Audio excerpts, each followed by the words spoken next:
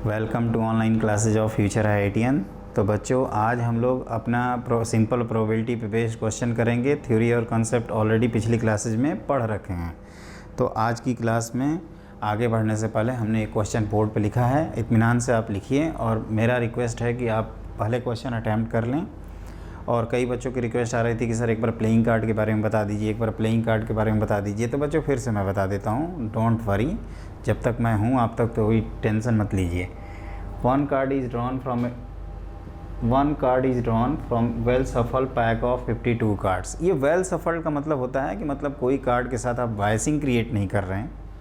और आगे लिखा है calculate the probability the card will be diamond, black, not an S, face card. तो पहले मैं फिर से एक बार बता देता हूँ बच्चों, ये जो अपना प्लेइंग कार्ड होता था ना, प्लेइंग कार्ड्स आप फिर से एक बार बना लीजिए, क्योंकि PNC मेरे कहने से तो आप लोग पढ़ोगे नहीं। 52 टोटल होते हैं। इसके 4 सूट होते हैं, spade, club, diamond, heart. Spade, club, diamond, हीरा और हार्ट। हार्ट मतलब समझते ही हो, दिल। उसके बाद क्या होता है, इनके सबके अलग अलग डायग्राम होते हैं। जैसे स्पेड का डायग्राम कुछ इस तरह से रहता है। मेरी ड्राइंग थोड़ी पुअर है। क्लब आपका ऐसे कुछ रहता है, इसको ऐसे बनाते हैं। डायमंड आपका ईंट के तरह का तरह रहता है इससे। और हार्ट नो डाउट पान का पत्ता, इस तरह से बना दीजिए। अबे सही से बना यार, इस तरह से बनता है हार्ट। क्लियर, माइंड मत करना। फिर इसके बाद क्या होता है, एस, फिर 2, 3, 4 से लेकर ये आपके 10 तक नंबर रहते हैं। फिर क्या लिखते हैं, किंग, क्वीन, जैक, एक ऑर्डर में लिख देते हैं। तो वैसे पहले जैक रहता है, फिर क्वीन, जो भी हो हमें यह भी याद नहीं है। और फिर आपका राजा रहेगा, किंग। और वही काम यहाँ पे करेंगे, वही काम यहाँ पे भी करेंगे, और वही यहाँ पे भी होता है। ये आपके 13 होते हैं सब में। अब ये 13 कैसे हुए, तो 3 यहाँ हैं, 1 से 10 तक यहाँ है। एक न लिख के उसको क्या लिखते हैं, एस कार्ड। और उसी तरह से आपका इस तरह से हो गया। और ये जो होते हैं ना आपके 12, इनको कहा जाता है फेस कार्ड। तो अगर मैं पूछूं आपसे कि क्लब कितने होते हैं, तो आप क्या कहोगे, 13 क्लब होते हैं। डायमंड कितने होते हैं, तो आप कहोगे वो भी 13 होते हैं। हार्ट कितने होते हैं, तो वो भी 13 होते हैं। किंग कितने होते हैं, 4 होते हैं। क्वीन कितनी होती हैं, वो भी 4 होती हैं। जैक कितने होते हैं, 4 होते हैं। एस कार्ड कितने होते हैं, 4 होते हैं। तो ये सारा एकदम टेबल की तरह ना बच्चों, एकदम चेस जैसे खेलते हैं ना, कौन सी गोटी कहाँ चलनी है, उस तरह से ये पूरा टेबल याद होनी चाहिए। और क्या है, 2-3 बार आप लिखेंगे, कोई फ़र्क नहीं पड़ता कि आपको ताश के पत्ते खेलने आता है या नहीं आता है। आपको बस ये रिकॉर्ड रखना है कि आपके माइंड में।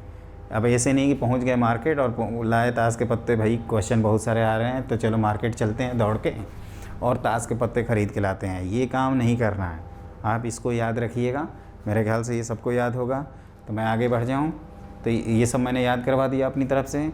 और अगली बार से अगर कोई पूछ लिया तो फिर समझो, मैंने 2 बार बताया है, इसीलिए कि कई बच्चों की अगर क्लासेज मिसिंग होगी तो वो यहाँ से कवर कर लेंगे। अब चलिए हम लोग क्वेश्चन स्टार्ट करते हैं अपना करना, क्योंकि पिछले क्लास में हमने एक क्वेश्चन डिस्कस किया था जिससे कई बच्चे टेंशन में आ गए थे कि सर ये प्लेइंग कार्ड क्या होता है, नहीं समझ में आता है। तो चलिए स्टार्ट करते हैं। तो देखिए सबसे पहले क्या लिखा है कि find A well shuffled pack of 52 cards. अब डायमंड कार्ड ड्रॉ करना है, तो card is diamond, card is diamond हम शॉर्ट में ही लिख देते हैं। तो ये बताओ टोटल डायमंड कितने थे, 13 आउट ऑफ 52। तो इसका आंसर हो जाएगा 1/4। दूसरे पार्ट का answer, card is black card, या सिंपली कार्ड इज़ ब्लैक लिख सकते हो।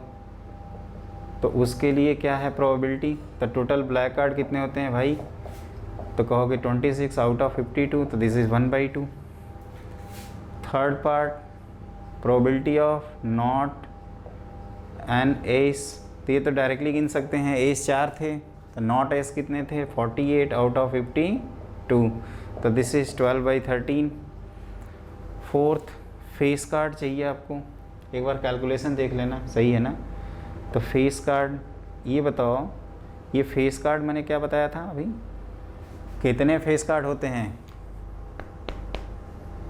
कितने, तो आप कहोगे 12 होते हैं सर, तो ये 12/52 लिखेंगे। तो ये कितना आएगा 1 ये देख लेना, कैलकुलेशन मेरा थोड़ा पैदल है, 3 से कटेगा ना, 3/13।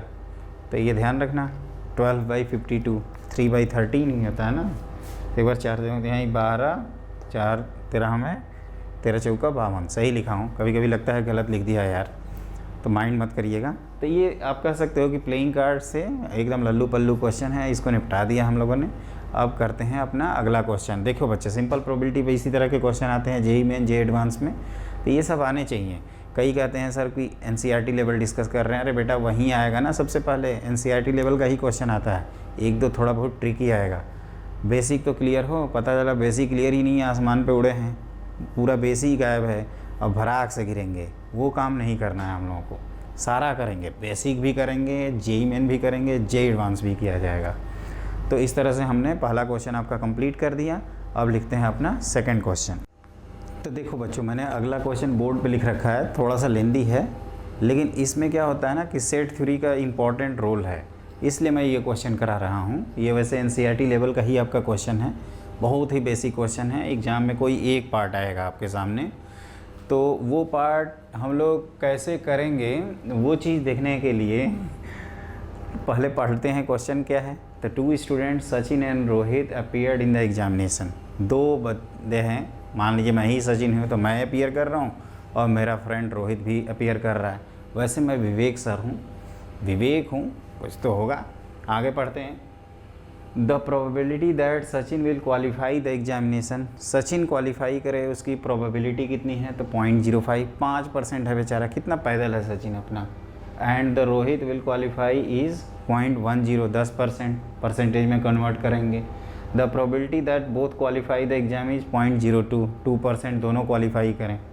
Find the probability that both the Sachin and Rohit will not qualified the examination. और दूसरा पार्ट है at least one of them will not qualify the examination, only one of them will qualify the examination. देखो बच्चों, यहाँ पे क्या होता है ना कि आपको थोड़ा बहुत सेट थ्योरी का आइडिया होना चाहिए। तो पहले तो ये मान लेते हैं कि प्रोबेबिलिटी ऑफ ए, जैसे सचिन के लिए लिख देते हैं सचिन क्वालिफाई, शॉर्ट में ही लिखता हूँ, probability that Sachin qualify the exam. और ये कितना है प्रोबेबिलिटी ऑफ ए, तो प्रोबेबिलिटी ऑफ ए सचिन बेचारे का 5%। सिमिलरली रोहित के लिए अगर मैं बी यूज़ किया तो ये 0.10 है। और प्रोबेबिलिटी ऑफ दोनों क्वालिफाई कर जाएं एग्जामिनेशन, बोथ क्वालिफाई, तो ए इंटरसेक्शन बी कितना है 0.02। अब एक चीज़ आप ध्यान रखना, both Sachin and Rohit will not qualify the exam, न तो सचिन क्वालिफाई करे न तो रोहित क्वालिफाई करे। तो ये सेट थ्योरी की भाषा में बच्चों नाइदर नॉर करते हैं, न ही सचिन और न ही रोहित। तो वो यूज़ किया जाता है इस तरह से। पहले पार्ट का आंसर थोड़ा बी अलर्ट रहिएगा, A intersection sorry A complement intersection B complement कह रहा है। और डिमॉर्गन्स लॉ से हम लोग जानते हैं this is A union B का whole complement, this is 1 minus probability of A union B. और ए यूनियन बी की वैल्यू हम लोगों को याद है, क्या लिखते थे, probability of A plus probability of B minus probability of A intersection B. तो ये ध्यान रखिएगा सेट थ्योरी, अगर आप थोड़ा सा भी गड़बड़ करोगे तो गड़बड़ हो जाएगा। तो दोनों को ऐड करो तो 0.05 प्लस 0.10 माइनस 0.02, तो ये कितने हो गए टोटल 13, तो ये 0.87 आएगा पहले पार्ट का आंसर, 0.87। क्लियर हुआ कैसे आया? इसको वेन डायग्राम से भी कर सकते हैं बच्चों। जैसे मान लीजिए आप पेन नहीं चलाना चाहते हैं, बहुत आलसी हैं, तो आप क्या करिए, ऐसे एक डायग्राम बनाइए। डब्बा बन गया आपका, देखते रहिएगा कैसे बना रहा हूँ। अब ये जो क्वालिफाई वाले हैं ना, इनके होने ना होने का सिलेक्शन क्या है 100%। तो एक सचिन के लिए बना देते हैं और एक अपना रोहित के लिए बना देते हैं। थोड़ा इसको बड़ा बनाते हैं ताकि नंबर को लिख सकें, है ना। हम भी देखिए कितने कंजूस हैं, जगह लग रहा है कि क्या बताएं, पैसे से ख़रीदना पड़ रहा है। तो ये हमने ऐसे बना दिया आर। अब क्या है, सचिन क्वालिफाई करें, ये दोनों क्वालिफाई करें, ये 0.02 है, तो 0.02 हमने लिख दिया। थोड़ा बड़ा बड़ा लिखते तो अच्छा रहता, ये छोटा छोटा कितना लिखेंगे, थोड़ा देख लेना बच्चों, इसको अच्छे से देखिएगा। 0.02 थोड़ा बड़ा सा लिखता हूँ ताकि आपको दिखें। और सचिनवा कितने से क्वालिफाई कर रहा है भाई, तो ये कर रहा था अपना 0.05, तो आप कहोगे 0.03। और इधर कौन है, तो 0.010 था तो 0.08, तो दोनों किस में क्वालिफाई नहीं करेंगे, तो इन तीनों को जोड़ देते हैं, तो ये हो जाएगा 0.13 और 1 से सब्ट्रैक्ट करेंगे तो वहीं आएगा 0.87, तो वही मैंने ये लिखा है। दूसरे पार्ट में लिखा है at least one of them will not qualify the examination. At least मतलब मिनिमम एक क्वालिफाई ना कर पाए, तो ये कौन सा है, तो ये आप कहोगे कि ये है सर दूसरे पार्ट का आंसर में at least one of them not qualify, मतलब A complement union B complement which is by De Morgan's law A intersection B का होल कॉम्प्लीमेंट, और ये 1 minus probability of A intersection B आएगा विच इज़, ये कितना हो जाएगा 0.98, क्योंकि 0.02 है ना ये, आप चाहो तो आराम से इसको लिखना 1 माइनस 0.02, तो ये हो जाएगा 0.98 के इक्वल। और ये वेन डायग्राम से क्या होगा, मिनिमम एक, तो ये पार्ट है जिसमें दोनों क्वालिफाई कर रहे हैं, तो इस पार्ट के अलावा जो बाकी पार्ट है डब्बा सहित काउंट कर लीजिए, तो आप कहोगे ये पूरा काउंट करोगे 0.02 के अलावा तो कितना आएगा 0.98 आएगा। और तीसरे पार्ट में अब क्या करेंगे, क्वेश्चन तो आपने नोट कर ही लिया होगा आपने अभी तक, तो तीसरा पार्ट मैं यहाँ सॉल्व कर देता हूँ। तो तीसरे पार्ट में क्या किया हमने, only one of them will qualify the examination, सिर्फ और सिर्फ एक बंदा क्वालिफाई कर रहा है, तो सिर्फ और सिर्फ एक बंदा क्वालिफाई कर रहा है भाई, तो कहोगे कि ये है एक ये है, तो only one of them is qualify the examination, तो तीसरे पार्ट का आंसर हो जाएगा रिक्वायर प्रोबेबिलिटी। तो रिक्वायर प्रोबेबिलिटी कितनी होगी, तो आप कहोगे प्रोबेबिलिटी ऑफ ओनली ए और ओनली बी, तो इस तरह से भी लिख सकते हो, तो जिसको हम लोग ये लिखते हैं probability of A plus probability of B minus 2 times probability of A intersection B, तो ये कितना हो जाएगा, एक बार गिनो इनको, तो 0.05 प्लस 0.10 माइनस 2 टाइम्स 0.02, तो ये कितने हो गए 0.15 और ये 0.11 होगा। और यहाँ पे भी देखते हैं इन दोनों का सम क्या 0.11 है, तो आप कहोगे यस, तो एक पार्ट ये भी हो गया। तो बच्चों ये कुल मिला के जो क्वेश्चन था ना वो अपना सेट थ्योरी से रिलेटेड था, इसमें हड़बड़ाना नहीं है, वेन डायग्राम को रिलेट करना है, सेट थ्योरी को रिलेट करना है, आइदर और कहे तो यूनियन, नाइदर नॉर कहे तो A complement intersection B complement, De Morgan's आ जाएगा। और डिमॉर्गन्स लॉ क्या है, क्या ये भी भूल गए हो क्या, नहीं ना, चलिए तो अच्छी बात है। और उसके बाद क्या कर रहे हैं कि आप इस तरह से वेन डायग्राम बनाइए और उससे आंसर आप कर लीजिए। तो आई होप ये क्वेश्चन में कुछ है नहीं, मेनली सेट थ्योरी से रिलेटेड प्रॉब्लम है, और आप इत्मीनान से करिएगा, अगर ना हो तो फिर से ये जो डेटा लिखा हो ना कि प्रोबेबिलिटी ऑफ ए क्या है, तो probability of A, probability P of A represent कर रहा है the probability that Sachin will qualify the examination which is 0.05। Probability of B क्या है, तो probability that Rohit will qualify the examination which is 0.10। और probability of A intersection B दोनों को qualify करने का है।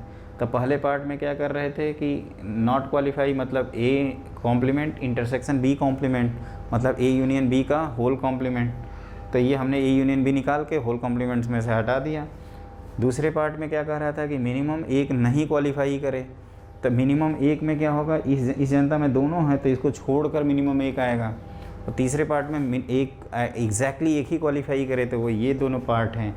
ये जो जब लिखते हैं ना इस लाइन के अंदर, तो एक चीज़ ध्यान रखिएगा, ये वही नंबर लिखते हैं जो इस पार्ट में रहता है। ये 0.08 रिप्रेजेंट कर रहा है कि the probability that only Rohit will qualify the examination.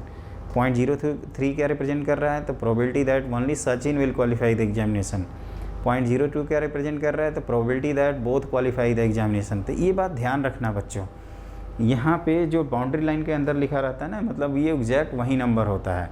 तो इस चीज़ को आप याद रखोगे। इसी बात पे अब करते हैं अपना अगला क्वेश्चन। बच्चों नेक्स्ट क्वेश्चन हमने बोर्ड पे लिखा हुआ है, इसमें ये है स्टोरी की टोटल 4 लोग हैं अपने पास, 2 मेन हैं और 2 वुमेन हैं, और आपको 2 की कमेटी आपको सेलेक्ट करनी है, जैसे 4 में से 2 का आपको प्रोबेबिलिटी निकालना है। जिससे पहला पार्ट में क्या होगा, 2 का जो पैनल है उसमें कोई मेन ना रहे, दूसरे में एक आदमी हो, मतलब एक मैन हो एक वुमेन हो ऑब्वियसली, और तीसरे पार्ट में दोनों के दोनों क्या होने चाहिए, मेन होने चाहिए। तो इस तरह के जो क्वेश्चन होते हैं this is based on permutation and combination, जो कि हम लोग ऑलरेडी पढ़ चुके हैं। तो जिन बच्चों की वो क्लासेस मिसिंग हैं वो अपना माथा पंची ऐसे करने से बजाय वो क्लास को ज़रूर कर लें और उसके बाद सॉल्यूशन देखें। वैसे बहुत सिंपल सा डेटा है हाँ, ये 2 की जगह डेटा चेंज भी हो सकता है। तो यहाँ पे नंबर ऑफ़ सैम्पल पॉइंट्स की अगर बात करें तो ये कितना हो जाएगा, टोटल 4 जनता है जिसमें हम 2 का सिलेक्शन करेंगे तो ये हो जाएगा 6, ये टोटल हो गया। अब उसके बाद पहले पार्ट का जो आंसर है, इसमें अगर number of probability that no man की अगर बात करें तो कोई आदमी न रहे, तो नीचे तो आपने 6 लिखा और ऊपर क्या लिखोगे, तो 2 के 2 वुमेन हो जाएं, तो दिस इज़ 1/6। दूसरे पार्ट में क्या है, 1 मैन होना चाहिए। ये आसान है, देख ही रहे हो ना कैसे कैसे मैं कैलकुलेट कर रहा हूँ। तो ये टोटल केस नीचे लिख दिया और सब इक्वली लाइकली है, हमारे लिए कोई बायस नहीं है, कोई स्पेशल नहीं है, समवन स्पेशल की तरह यहाँ पे कोई नहीं है और सब इक्वल प्रायोरिटी वाले हैं। तो 2 मैन में से एक आदमी को सिलेक्ट कर लेते हैं और एक वुमेन में से एक को सिलेक्ट कर लिया जाए, तो दिस इज़ 4/6 विच इज़ कितना हो जाएगा, this is 2/3। And last part 2 के 2 क्या होने चाहिए, मेन होने चाहिए। तो क्या करोगे, ऊपर नीचे 6 और ऊपर 2C2 दोनों के दोनों को उठा लिया हमने और पटक दिया यहाँ पे 1/6। तो आप कह सकते हो कि it is very very very simple question. मतलब अब इससे ज़्यादा सिंपल क्वेश्चन क्या हो सकता है, बच्चे की जान लेंगे क्या। तो आप आराम से करिए बच्चों, ओवर कॉन्फिडेंस मत होइए कि हम पंपरिंग हो रहे हैं और खूब फुल गए यार अब तो टॉप करने जा रहे हैं। तो ये भी क्वेश्चन आपको आना चाहिए, बेसिक चीज़ें हैं मैं करा रहा हूँ। लेकिन कभी कभी क्या होता है ना कि यही ना कराने की वजह से कई बच्चों का टॉपिक जो है वो वीक हो जाता है और यही क्वेश्चन करते हैं तो टॉपिक स्ट्रॉन्ग हो जाता है। जब आपका बेसिक क्लियर होगा तो आप किसी भी तरह का बड़ा क्वेश्चन आप अटैम्प्ट कर सकते हैं, क्योंकि टर्मिनोलॉजी जो है ना बच्चों, यही सारी चीज़ें यूज़ करूँगा, उसमें भी प्रोबेबिलिटी ही रहेगा, एनसीआर ही रहेगा, बस डेटा थोड़ा बहुत चेंज हो जाएगा। तो अब हम लोग करते हैं अपना नेक्स्ट क्वेश्चन। तो ये मेरे ख्याल से क्लियर ही हो गया, ये तो मैन्युअली भी गिन सकते हैं और टोटल केस आप कन्फर्म कर सकते हैं। तो लिखिए अगला क्वेश्चन। तो देखो बच्चों, मैंने अगला क्वेश्चन भी बोर्ड पे लिख रखा है। एक फिर से प्लेइंग कार्ड आ गया। तो प्लेइंग कार्ड में तो आप हमारे ख्याल से मास्टर हो गए होंगे। एक card is drawn from well shuffled pack of 52 cards, find the probability that card is neither heart nor face, neither heart nor king, red face card और आपका किंग और रेड कार्ड। ये सब कुछ फटाफट हम लोग करेंगे। मैंने क्या कहा था, spade club diamond heart 4 suit होते हैं। तो नाइदर हार्ट मतलब हार्ट मना कर दिया आपने, तो कितने चले गए 13। और नॉर फेस, तो फेस कार्ड कितने होते हैं 12, लेकिन हार्ट के साथ साथ 3 चले गए हैं तो एडिशनली कितने जाएंगे 9। तो ये थोड़ा सा याद रखना, ये कैसे लिखेंगे, require probability, point to be noted. ये कैसे लिख रहा हूँ ध्यान देखिएगा। पहले तो ये नीचे लिख दिया 52 है ना, एक कार्ड की बात हो रही है। अब हम नाइदर नॉर करना है, तो हमने कहा था कि हार्ट कितने हैं तो 13, फेस कितने हैं तो 12, लेकिन इस 13 में 3 फेस भी तो आ गए तो -3। तो ये हो गया आपका आंसर। अब ये जोड़ लीजिए कितना हुआ, तो ये कहोगे कि सर हो गया आपका, ये हो गया 25, 25 में से 3 गया 22, 52 में से 30/52। ये पहले पार्ट का आंसर। इसको सिंप्लीफाई कर ही लेंगे हम लोग। अब ये नाइदर हार्ट नॉर किंग, इसका रिक्वायर प्रोबेबिलिटी चाहिए। अगर रिक्वायर प्रोबेबिलिटी, तो देखो इसको कैसे कर रहे हैं। नाइदर नॉर है तो पहले नीचे 52 लिखा, यहाँ 52 में से अब देखो किंग हार्ट कितने होते हैं 13, देखते जाना किंग कितने होते हैं 4, लेकिन एक किंग आपका हार्ट किंग भी तो होता है, तो उस एक को हटा देंगे क्योंकि वो यहाँ भी काउंटेड है यहाँ भी काउंटेड है। तो ये कितने हुए, तो 13 17, 17 में से एक गया 16, 52 में कितना हो जाएगा 36/52। एक बार आंसर कंफर्म कर लेंगे हम लोग, एक बार काउंट कर लेते हैं। तो ये हो गया आपका 13 मतलब 39, 39 में 3 गया 36, बिल्कुल सही।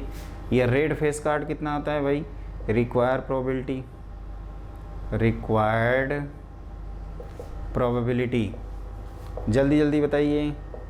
तो कहोगे कि सर ये 52, और फेस कार्ड जो होते हैं वो होते हैं टोटल 12, जिसमें रेड होते हैं आपके 6, और लास्ट किंग और रेड, तो या तो किंग हो या तो रेड हो, तो रिक्वायर प्रोबेबिलिटी। अब देखिए क्या है, आइदर और है भाई, ध्यान रखिएगा। नीचे 52, ऊपर किंग के नंबर 4, रेड के नंबर 26, लेकिन इसमें 2 रेड किंग होते हैं, तो ये हो जाएगा आपका 28/52। तो एक बार आंसर कंफर्म कर लेते हैं, कहीं ऐसा ना हो कि हम भावनाओं में खो गए हों। तो एक बार कंफर्म करिए। पहले पार्ट ए पार्ट का आंसर मैंने लिखा है 15/26, सही है। बी पार्ट का आंसर है 9/13, ये सही है। तीसरे पार्ट का आंसर क्या लिखा हूँ 6/52 वैसे लिख दिया हूँ। और चौथे पार्ट का आंसर है 28/52 बिल्कुल सही। तो इस तरह से हम लोगों ने क्या किया, अपना आंसर कंफर्म कर लिया। लेकिन बेटा एक चीज़ बात ध्यान रखना, ये आसान क्वेश्चन है तो छोड़ मत देना, इसको जल्दी जल्दी कर लेना। स्क्रीन रोक के अपने से तो आंसर लिख सकते हो ना, ये मैं नहीं कहता कि आपको नोट करना है, लेकिन बच्चों अपने से जो नोट्स बनाओगे ना वो सबसे ज़्यादा हेल्पफुल रहेंगे। मैं चाहता तो अपने भी नोट्स दे सकता हूँ, लेकिन जो स्टूडेंट ले जाते हैं वो कहते हैं कि सर जो अपने आपकी क्लास को अपने हाथ से जो लिखते हैं ना वो सबसे ज़्यादा इंपॉर्टेंट नोट्स होते हैं और वहीं सबसे ज़्यादा काम आते हैं, क्योंकि आप इन्वायरमेंट फील करते हो ना। जब आप नोट्स लिख रहे हो तो मैं क्या बोल रहा हूँ वो आपके दिमाग में जा रहा है। तो जब आप रिवाइज़ करोगे कुछ दिन बाद, तो आपको लगेगा कि मैं तो क्लास में ही बैठा हूँ फिर से पढ़ रहा हूँ। तो नोट्स का ये एडवांटेज होता है, इसीलिए अपने नोट्स हैंड रिटन नोट्स ज़रूर बनाने चाहिए। थोड़ा पेन होता है कि यार स्याही ख़त्म हो रही है, पेज ख़त्म हो रहा है, तो बेटा IIT में जाना है, NIT में जाना है तो उतना फ़ीस भरेंगे, उसका अगर आप 1% भी अपने मटेरियल पे खर्च करोगे ना तो बहुत बड़ी बात है, बहुत है इतना। तो ये मेरे ख्याल से क्वेश्चन अपनी तरफ से मैंने क्लियर कर दिया। अगला क्वेश्चन करें जो आपका JEE मेन का एक फेवरेट क्वेश्चन है, तो लिखिए नेक्स्ट क्वेश्चन। तो बच्चों जो मैंने बोर्ड पे क्वेश्चन लिख रखा है ये ऑलरेडी JEE मेन वाले पूछ चुके हैं। इसमें क्या है कि अपना एक रेगुलर हेक्सागन है जिसके 6 वर्टेक्स होते हैं ऑब्वियसली, जिसको हम लोग साइक्लोहेक्सेन कहते हैं इन ऑर्गेनिक केमिस्ट्री। तो उन वर्टेक्स के जो 6 पॉइंट्स हैं उसको 3 को उठा के हम लोग ज्वाइन करते हैं, तो जो नंबर ऑफ़ ट्रायंगल्स बनेगा। अब आपको ये बताना है कि उसमें जो इक्विलैटरल ट्रायंगल बने उसकी क्या प्रोबेबिलिटी है। तो ये बहुत ही आसान क्वेश्चन है, अगर हमारे आपने परम्यूटेशन कॉम्बिनेशन का क्लास देखा होगा तो ये अभी तक आप सॉल्व कर चुके होंगे, इतना मेरी गारंटी है। तो आप एक साइक्लोहेक्सेन बनाइए, इस तरह से बन गया ये आपका साइक्लोहेक्सेन मतलब रेगुलर हेक्सागन। इसमें कितने सैम्पल पॉइंट कितने वर्टिसेज हैं, तो 6 हैं, तो 4 ये 5 और ये 6, और कोई भी 2-3 को लीनियर है क्या, तो कहोगे कि नहीं। तो यहाँ पे जो number of point in sample space कितना है, तो 6C3 एंड 6C3 इज 654/6, ये तो मैंने बताया था आपको। अब ढूंढना है कि ये जो 20 हैं केसेस इसमें कितने इक्विलैटरल बनेंगे। तो ये भी बच्चों मैं बता चुका हूँ आपको, 2 जगह बताए होंगे, परम्यूटेशन कॉम्बिनेशन और एक इन कॉम्प्लेक्स नंबर। ये जो इक्विलैटरल ट्रायंगल बनेगा वो 2 तरह से बन सकता है। ये जो अल्टरनेट वाले वर्टेक्स हैं इनको आप कंसीडर करिए एक, और ये एक दूसरा पार्ट है ये 2। तो इक्विलैटरल ट्रायंगल बने उसकी वैल्यू क्या है, नंबर ऑफ इक्विलैटरल ट्रायंगल्स। तो ये कितना हो जाएगा भाई, जल्दी जल्दी बताओ कितने गिने, तो 2 गिन लिए। तो रिक्वायर प्रोबेबिलिटी, तो क्या पढ़े हैं भाई प्रोबेबिलिटी के बारे में, कुछ तो बताइए। तो प्रोबेबिलिटी हम लोग probability of E which is number of element in E upon number of element in S, क्योंकि सब इक्वली लाइकली हैं हमारे लिए, सारे वर्टेक्स इक्वली लाइकली हैं। तो इस तरह से हम लोग क्या लिखेंगे 2/20 विच इज़ 1/10, और ये नंबर देकर जाता है आपको 4, और 4 नंबर का मतलब समझते हो ना, ये JEE मेन के पेपर में 4 नंबर मतलब लगभग 1000 रैंक ऊपर नीचे हो जाता है, अधिक ही होगा, हम तो कम बोल रहे हैं। तो ध्यान रखिएगा इस तरह से 1/10। तो ये एक एक चीज़ इंपॉर्टेंट है बच्चों। इसमें हमने क्या किया देखो, 6 वर्टेक्स थे, हम ट्रायंगल 3 वर्टेक्स से बनाएंगे ना, तो 6C3 हो गया टोटल केस जिसका आंसर हमने 20 लिखा है। और इक्विलैटरल ट्रायंगल को हम लोग मैन्युअली गिन लिए। मैन्युअली कैसे गिने, तो कह रहे हैं कि अल्टरनेट जो वर्टेक्स हैं उससे आपके इक्विलैटरल ट्रायंगल बनेंगे 1 3 5 से, 1 3 5 और 2 4 6 से। तो इस तरह से नंबर ऑफ इक्विलैटरल ट्रायंगल कितना बना 2। तो 2/20 is the correct answer which is 1/10।